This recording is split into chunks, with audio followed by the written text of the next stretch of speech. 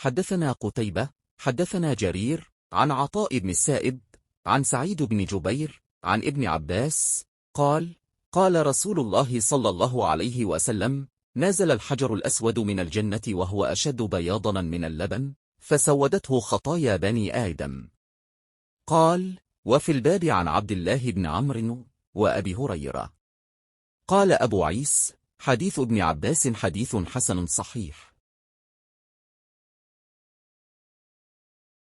रसूल अल्लाह ने फरमाया, हजर अस्वद जन्नत से उतरा, वो दूध से ज्यादा सफेद था, लेकिन इसे बनी आदम के गुनाहों ने काला कर दिया। एक इमाम तिर्मिजी कहते हैं कि एक इब्न अब्बास की हदीस हसन सही है।